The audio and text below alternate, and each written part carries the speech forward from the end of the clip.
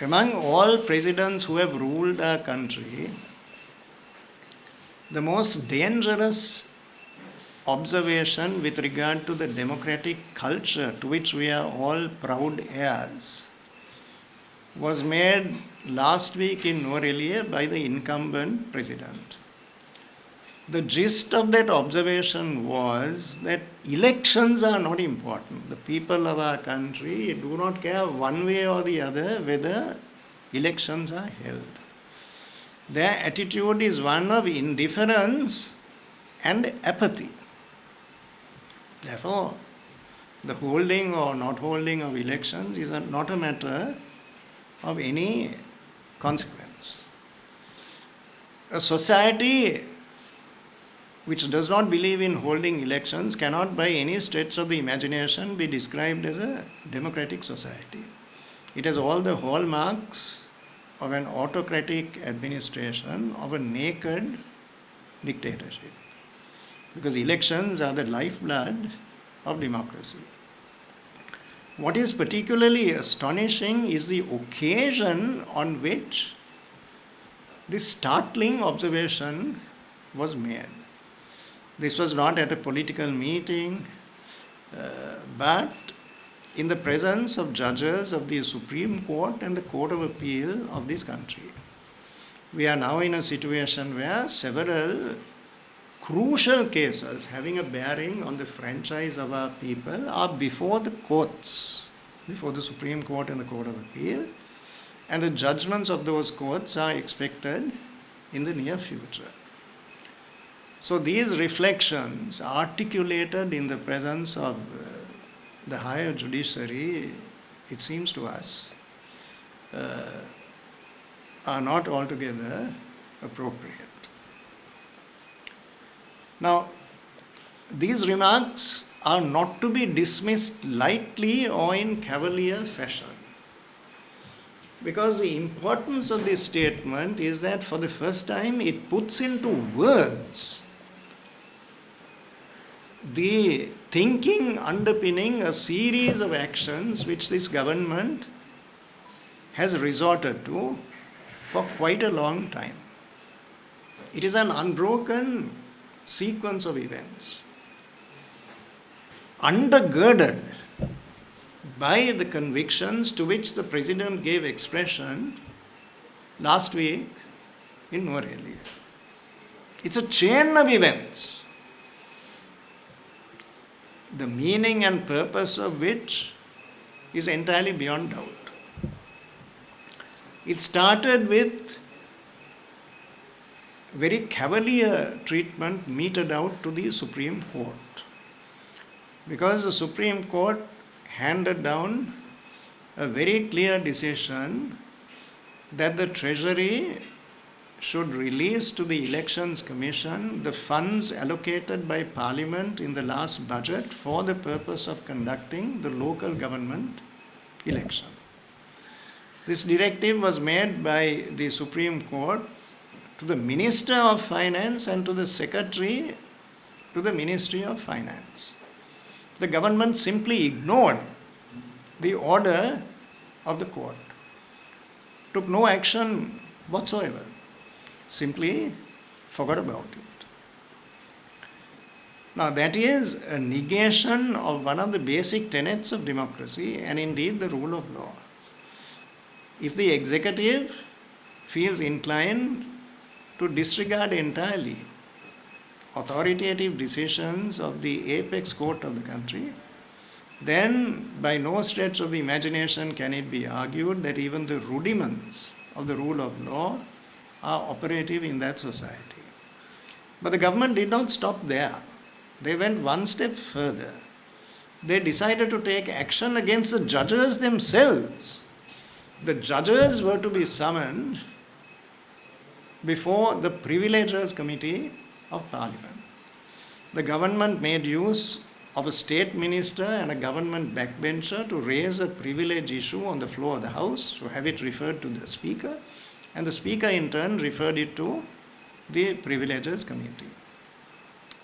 The purpose of this exercise is to commence a proceeding which has the potential to bring before a committee of Parliament judges of the Supreme Court to compel them to explain and justify judicial actions, actions and decisions which they have taken in connection with the performance of their judicial functions.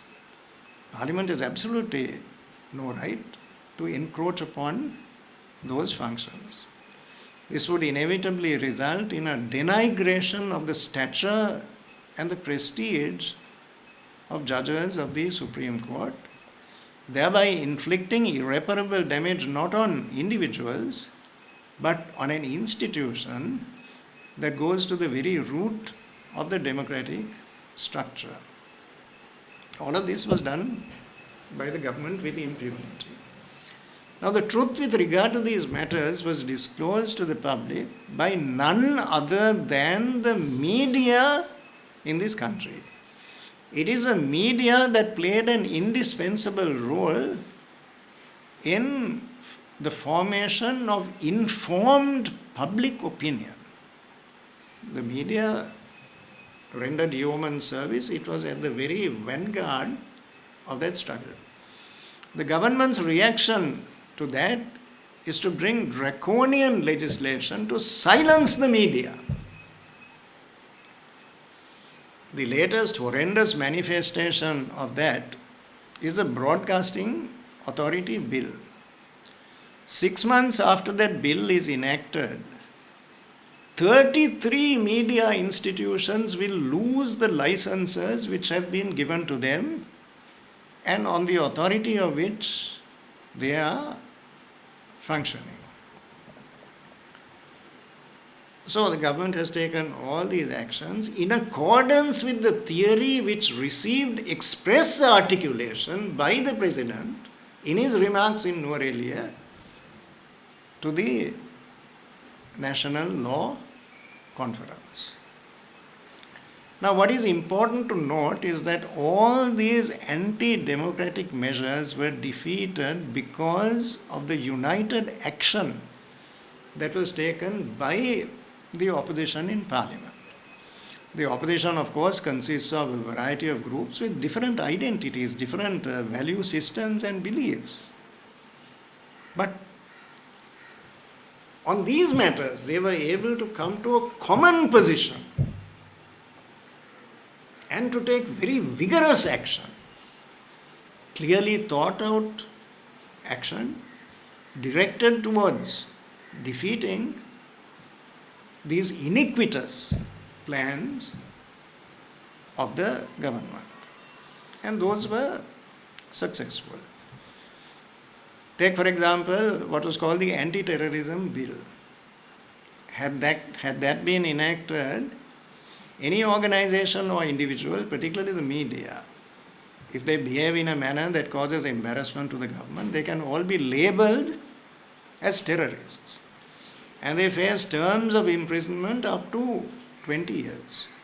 It would give short shrift to the very substance of media freedom. It would destroy trade unions, student organizations, and all manifestations of a vibrant and functioning democracy.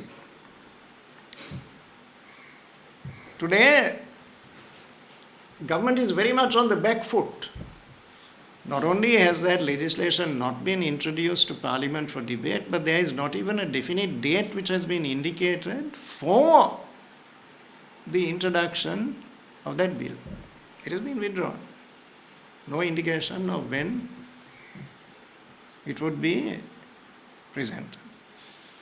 Then came the central bank bill, the effect of which is really to bring into being a parallel administration, parallel with the government.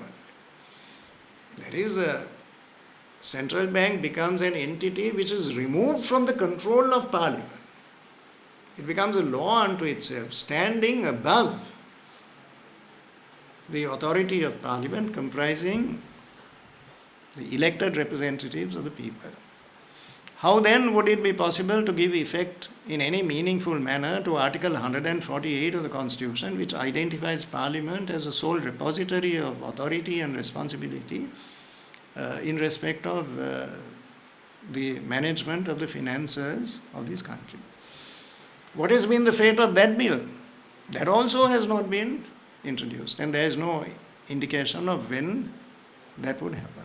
All due to the determined efforts of the opposition. Now, with regard to the Transmission Authority Bill, the government is clearly on the defensive, because we have statements by ministers to the effect that there is no reason to get agitated, this is not a piece of legislation at all, this is only a set of proposals. But that is not true. It is simply not true, because the document which has been prepared describes itself as an act. The word act is used. And the whole arrangement of that document is in the form of an act.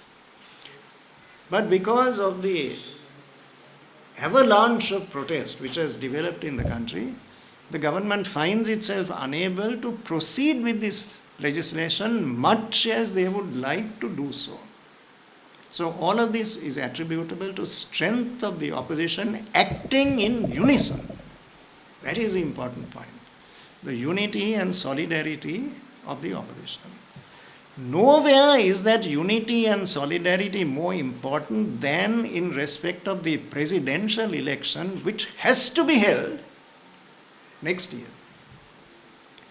All this talk of people are not interested in elections, we can forget about them, nobody would care. This highly obnoxious, this entirely repugnant philosophy cannot certainly be called in aid, even to contemplate in the wildest of our dreams any initiative to postpone the presidential election. It has to be held. In terms of the Constitution and the applicable laws, the process triggering the presidential election has to commence in August 2024.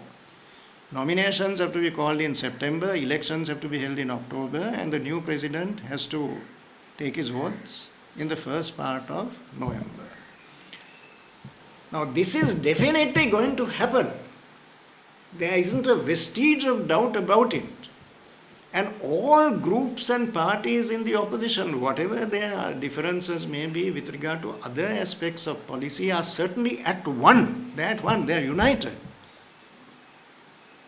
Completely on the same page with regard to the struggle that they will mount, using all the means at their disposal within a democratic framework to ensure the franchise of our people, the sovereignty that resides in our people, is given practical effect through the holding of the presidential election next year. No power on earth can come between the people of our country and their right to cast their votes at the presidential election. And we in the opposition, in unison, will guarantee that. There is now talk of the presidential election being brought forward. There is constitutional provision for that if an amendment couched in suitable terms is presented and passed by a two-thirds majority. Because the presidential term is sought to be shortened rather than extended, there is no requirement of a referendum. A two-thirds majority would suffice. And we have indicated that we will support such an amendment if it is brought before Parliament. But that is a matter for the executive. Whether such an amendment is brought or not, the holding of the presidential next year is compulsory, it is mandatory, it has to be done. There is no element of discretion there. Nobody is in a position to say money is difficult, there are other priorities. So we do not think that the holding of a presidential election is appropriate at this time. Circumstances are not conducive. There is absolutely no room for such a facetious argument. So we like to assure the people of our country that we are all in the opposition absolutely committed, in close collaboration with civil society, media, institutions, and everybody who values the substance of democracy. We will all campaign with all the might, the resources at our disposal within a democratic framework, here and internationally, through the courts and at the political level, to ensure that the people of our country, without any doubt whatsoever, will have the right to cast their votes at a presidential election as the Constitution and the law requires next year. No postponement at all. We will simply not allow that to be done.